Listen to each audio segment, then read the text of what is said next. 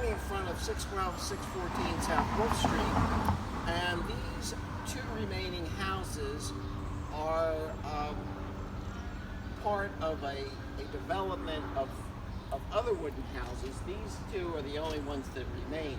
They were built in 1797, and they were built explicitly to house the growing labor market in Fells Point for employment in the shipyards. Very small, one story, a story and a half, one room deep, fireplace, simply a wood wall separating the two residences from one another. But they were built, as I said, because growing number of shipyards required a growing labor force, and these were built to house that labor force. Tell me a little bit, David, if you could, about the ongoing preservation effort of the houses. Currently, the Preservation Society is the owner of these two houses, and is actively engaged in a program to stabilize the buildings at this time, and has a Friends Committee to begin to look at ways to revitalize and to reimagine these two houses. They are a valuable part of the history of Fells Point in that they describe, and they're actually the physical remnants of part of the economy of Fells Point that dates back to the late 18th century. So they're very important. They're small, but the stories they tell are numerous, and they represent sort of the growing American economy through the 19th century. They also provided housing for the African American community in Fells Point, the free blacks, who were employed in the Caulker's industry in the shipyards just immediately east of here. The shipyards were a vital and vibrant part of the economy in Fells Point. Fells Point was lined with a series of these shipyards, all of which disappeared by 1870 because technologies had changed. Wood shipbuilding became obsolete, and the shipbuilding trade moved to other parts of the harbor. The houses remained.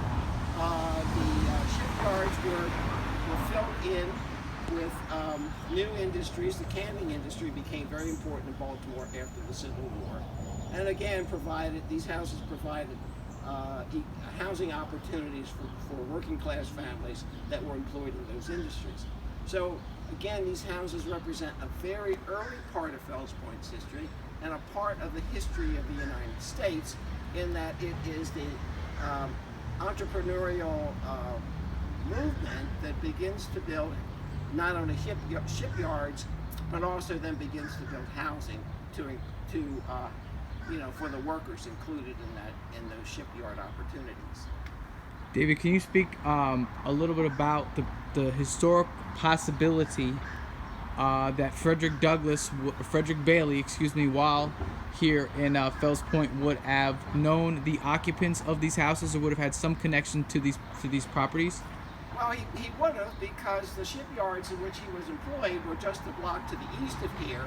Probably walked along these streets, getting to and from the shipyards to where he was living. As I said, these houses in the first half of the 19th century provided housing opportunities for the free black community that was actively engaged in the Caulker's industry in Fells Point. As a matter of fact, by the 1850s, they more or less controlled the caulking industry here in the shipyards.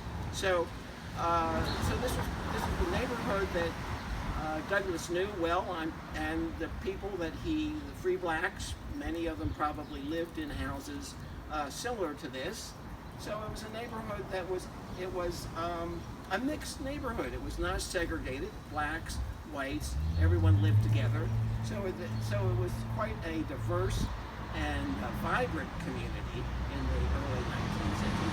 And it gave Douglas the background from which he then extrapolated his ideas, formed his opinions about the world, and went on to find his way out of Fells Point into New York, and to take all the ideas that he saw here and to begin to put them into a format that created his interest in civil rights, in women's rights, in diversity. So much of it begins, his ideas are formulated here in Fells Point, in this community of great diversity, but great opportunity, and sort of a community where there was no segregation. Everyone lived side by side, and worked for for the common purpose of the economy here in the neighborhood.